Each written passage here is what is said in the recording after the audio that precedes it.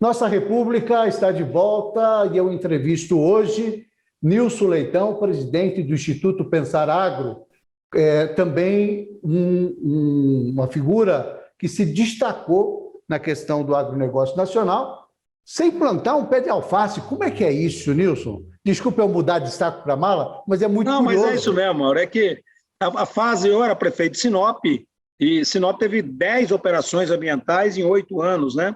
Fechou quase todo o setor madeireiro, que era a nossa fonte de economia daquela região. 25 mil desempregados no Nortão inteiro.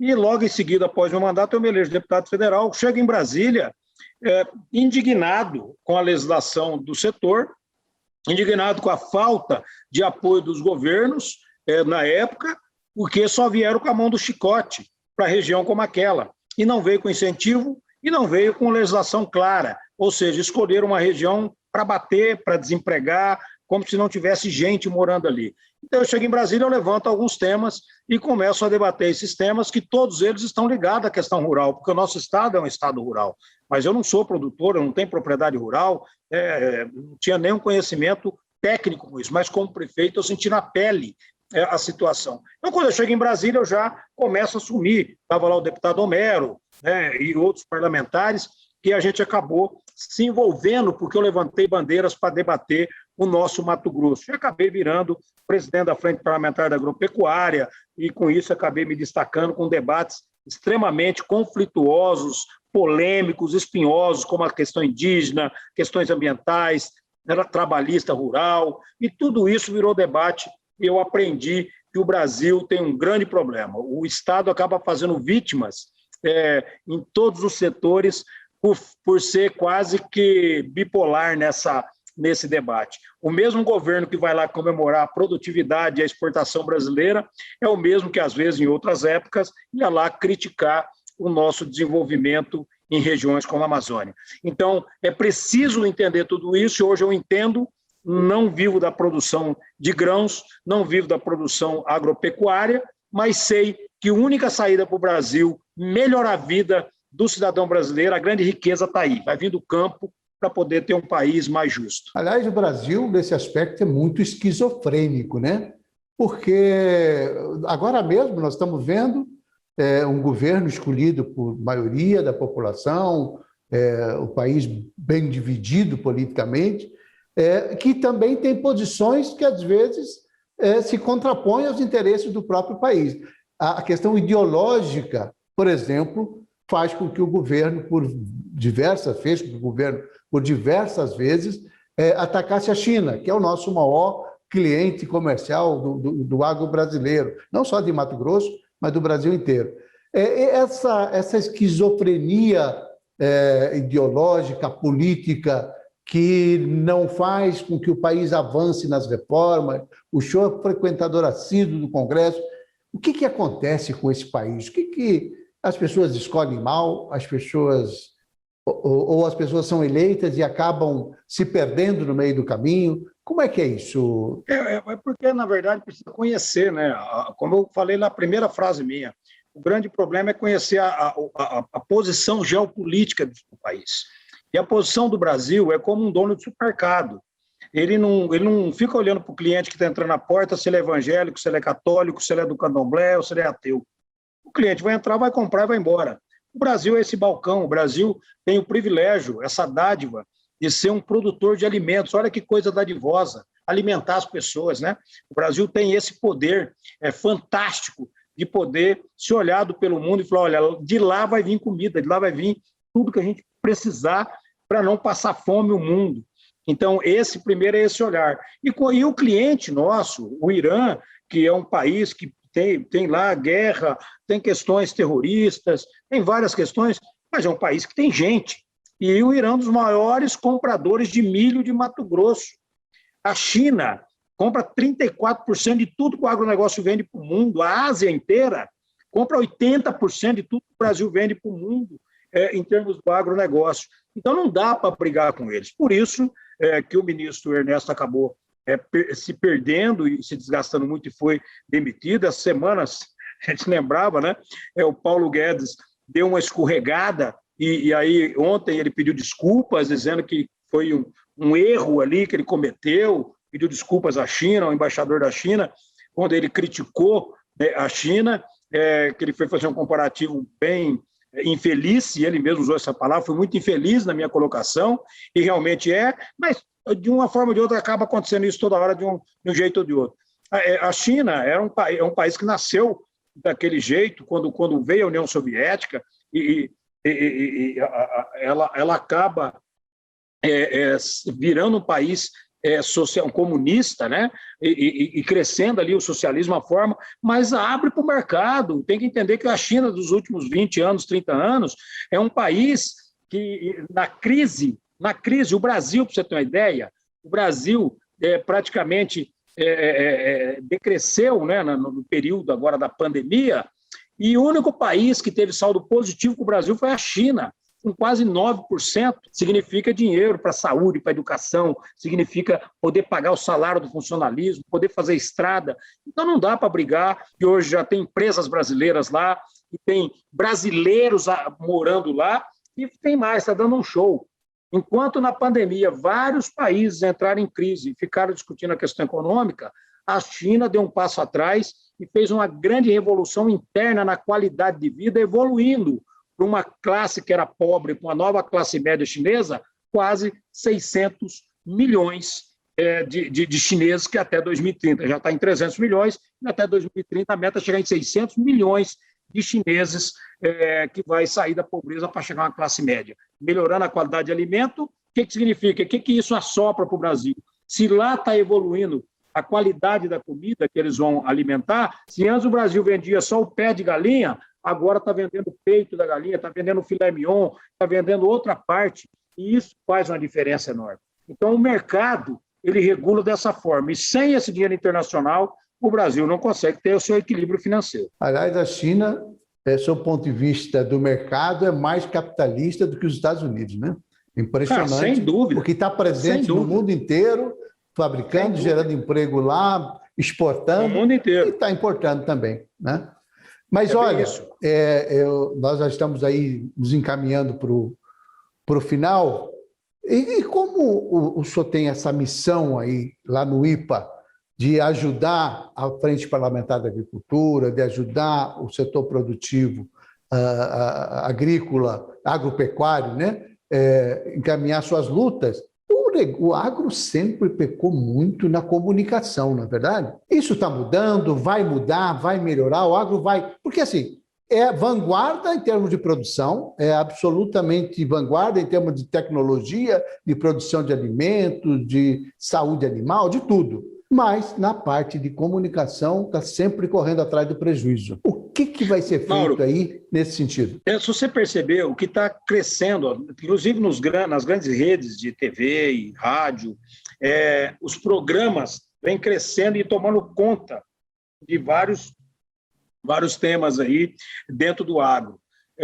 Mais do que isso, acho que o próprio setor entendeu essa retórica, onde hoje o produtor, ele quer ser chamado de ambientalista, ele fala, eu tenho que ser um ambientalista, não é outro não, eu que moro aqui na propriedade, eu que cuido do rio, cuido da nascente, eu cuido da floresta, né? Não é outro não, ou é eu ou é meu vizinho que é índio, ou meu vizinho que é ribeirinho, não é quem mora na área urbana. Mas ele precisa, é claro que se você fizer uma conta da questão, principalmente essa parte, que é a parte que acaba denegrindo a imagem do agro, que é a parte ambiental, se você fizer de fato, repito, com honestidade intelectual, uma apresentação do que é prejudicado no meio ambiente brasileiro, 99% está na área urbana, onde não tem esgoto, não tem tratamento do lixo, onde os nossos rios estão sendo contaminados, o nosso Pantanal está sendo contaminado. O último governador que pensou em recuperar isso foi Dante de Oliveira, perderam o dinheiro dele lá no passado, que era fazer o saneamento de toda essa área, agora estão lá lutando há 30 anos para recuperar o rio Tietê, aí o rio Cuiabá precisa ser recuperado em Mato Grosso, os rios dos estados do Nordeste sendo trabalhados, como o rio São Francisco estava assoreado. Então, tudo isso precisa compreender que a área urbana precisa ter um respeito ao meio ambiente para não prejudicar a área rural, porque aquele produto que sai dali vai levar pelo córrego e vai chegar na fazenda de alguém, vai chegar na propriedade de alguém, né? A garrafa PET, o plástico, o pedaço disso ou daquilo, que vai chegar até lá, porque é o custo do rio que vai acontecer isso. Precisa primeiro recuperar isso, compreender e preservar a Amazônia, preservar o Pantanal, precisa de saneamento básico, cuidar do solo, que é imprescindível para a qualidade de vida e para o turismo, para gerar emprego, gerar renda, por exemplo, o Rio Cuiabá, né? Você pensou aquele rio limpo, podendo acontecer, o Rio Paraguai, o Rio Cuiabá, podendo acontecer o turismo, negócios, e tudo isso vai gerar dinheiro, gerar renda para todo mundo que está ali. A retórica disso tudo é fazer com que o produtor assuma a sua meia-culpa naquilo que cabe a ele, mas não ser ele o único culpado das mazelas ambientais do Brasil. Isso é covardia. E a retórica disso é justamente isso que está sendo mudado. As entidades de classe se organizaram. Hoje, o setor produtivo, o setor do agronegócio está muito bem organizado dentro do agro, e mais do que isso, o IPA, o Mauro, é um instituto assessor. Nós criamos ali uma legislação, ajudamos a ter os melhores consultores, os melhores pareceres para melhorar a legislação brasileira do agro. Por quê? Tem uma lógica. O Brasil ele tem economicamente o agro como o seu carro-chefe, mas a população, a grande população é urbana. Então, os parlamentares que se elegem, a maioria são urbanos e são leigos, não conhecem a área rural, não conhecem os problemas. Então, o IPA nasce justamente para poder assessorar e alimentar esses parlamentares de uma boa informação do agro real, do que a agricultura realmente precisa para desenvolver, gerar emprego e gerar renda através da Frente Parlamentar da Agropecuária. Junto com essa coisa, essa falha na comunicação, espero que essa coisa mude, porque é importante, o agro, pelo menos esse agro que exporta commodities, ele é muito concentrador de renda.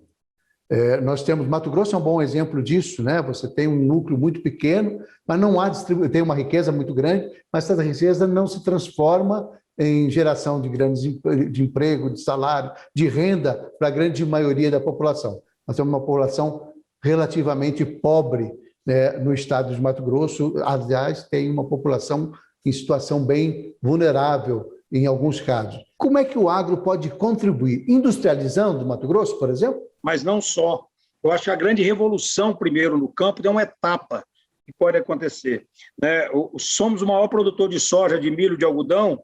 Nós importamos quase 90% do que nós comemos, do que consumimos, vem em cima de caminhão. Então, é preciso ter um programa corajoso de governo para levar assistência técnica e produzir em escala o tomate, a cenoura, a cebola, a fruta, o hortifruti como um todo, nas áreas menores, nas áreas do pequeno produtor. De 84% da renda do agronegócio brasileiro está na mão de 10%. Esse que está muito rico, ele vai continuar muito rico e precisa continuar. O país capitalista é isso e não é pecado. Agora, não pode perder o olhar para aqueles outros 16% de renda que não alcança a grande maioria dos 90%. É esse que precisa da presença do governo, acesso ao crédito, assistência técnica e a assistência técnica não é só ensinar o cara a plantar o produto que ele não planta, mas é também ele plantar o produto que alguém compra, porque produção, Mauro, é igual comunicação. Comunicação não é o que você fala, é o que o outro entende. E produção não é o que você planta, é o que o outro compra. Então precisa produzir em escala. Por que o mercado, o atacado, não compra desse pequeno produtor? Não compra porque ele não consegue produzir o ano inteiro, ele não tem estrutura para isso. O hectare de banana rende mais que o hectare de soja, mas nós compramos banana ainda importada de Santa Catarina e de outros estados. Parece piada, mas é.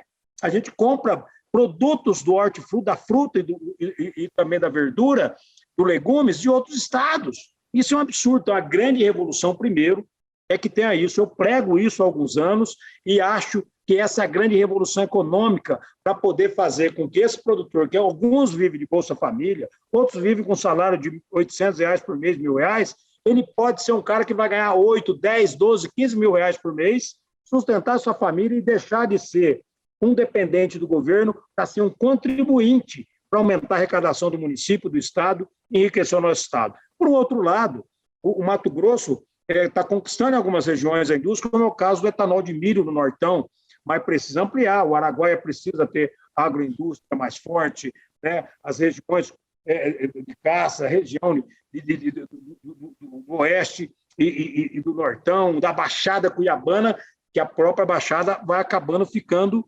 sem essa condição econômica, porque os nossos modais de transporte vai ficando fora da Baixada Cuiabana. Precisa a classe política trabalhar isso com muita força para não deixar Cuiabá isolado, enquanto as regiões periféricas vai crescer devido à ferrovia, devido a novas estradas. Precisa cuidar do Mato Grosso inteiro. Essa é uma outra grande discussão, Nilson. Nós vamos ter oportunidade, num próximo programa, de conversar sobre isso, sobre a questão indígena, sobre os índios que estão produzindo soja e arroz em Mato Grosso. Enfim, nós voltamos com certeza com esse assunto. Eu agradeço muito a sua presença. Foi muito bom, uma conversa bacana e proveitosa aí para Mato Grosso. Eu que agradeço, Mauro, e o brasileiro tem que amar o Brasil e conhecer ele melhor. Agora, as divergências políticas, a maioria desses debates, só para encerrar, se trata das eleições de 2022.